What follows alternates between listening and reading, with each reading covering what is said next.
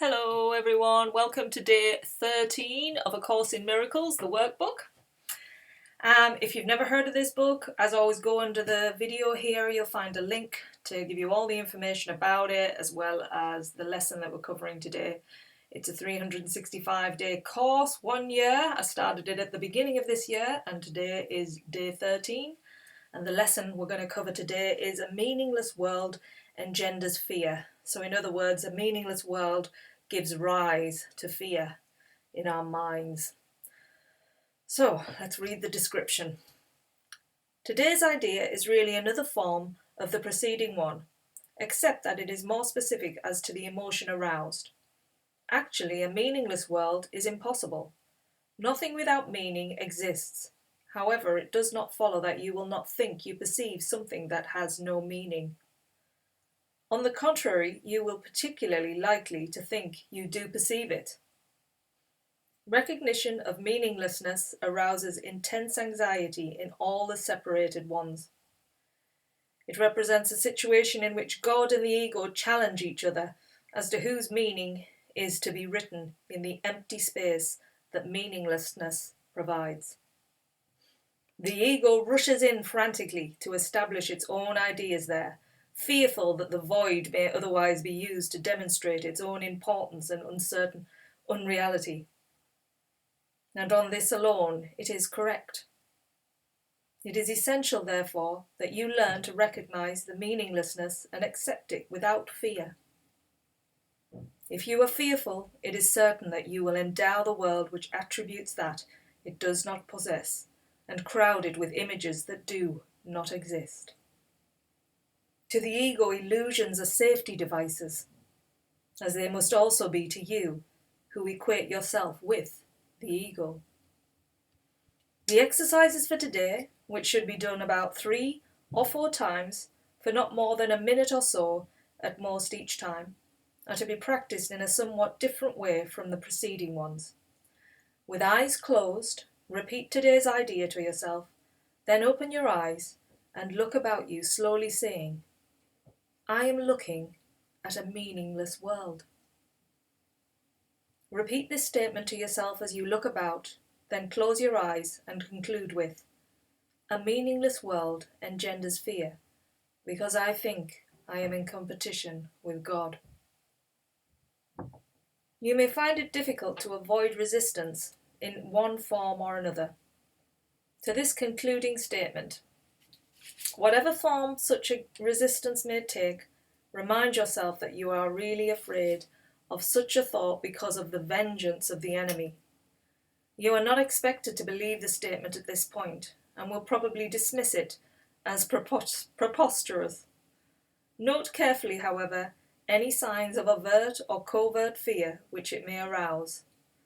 This is our first attempt at stating an explicit cause and effect relationship of a kind which you are very inexperienced in recognizing.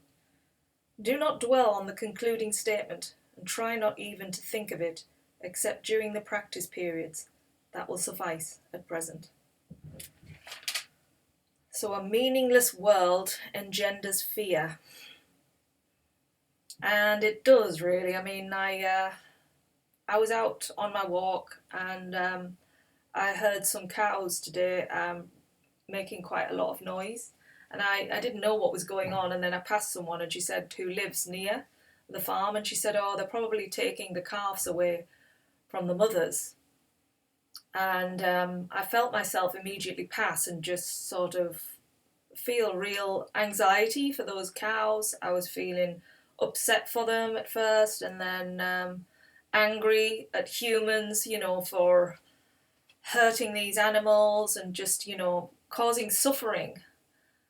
And then I let go, and then I used the lesson for today. Meaningless world engenders fear. And I felt my fear rise, that the fear of what I was putting meaning on. And it feels sometimes as well, the other side, the opposing side, it's kind of like, to just not feel anything. That's pretty bad too, that you're not caring and that you're just letting go. And so it is a real difficult exercise, really, to wrap your head around, to come to a place of peace in the world, because it is, what we're looking at is an illusion, and we feel we're so identified with who we are, and that who we are, the I, is what we've made up, the historic I that comes from our past, and we project it into the future. As Eckhart Tolle says, we are, the true self is just the conscious awareness of life. That's like being in the present moment, that we're just here being. And that's all we ever are. Anytime you go into your past, it's gone. It's a fragment that was gone. That past was, that moment was lived, it's past. And now here we are in this present moment. And just being the awareness without any, it means good, it means bad, it means this, it means that. Because once you get into the meaning, the suffering starts. You can go on either side and create suffering because there's a meaning there. So I'm starting to sort of unravel slowly the concepts in this book with each lesson. So as today it says, close your eyes. With your eyes closed, repeat today's idea to yourself. A meaningless world engenders fear. Then open your eyes and look about you, slowly saying, I am looking at a meaningless world. Repeat the statement to yourself as you look about. Then close your eyes and conclude with, a meaningless world engenders fear because I think I am in competition with God, with love, really, with God, with love, with the oneness. Because this book does hold a lot of Christian terminology, and it's not sort of in the Christian faith really as it's following. It's using those words because they are very, most people understand what God, and some have an aversion to God. So try not to feel that, because again, that's meaning, isn't it? We put a meaning on the word God. We put a meaning onto everything. So yeah, a meaningless world engenders fear. So that's today's lesson. And I'll see you all tomorrow for lesson 14. Thanks now. Take care.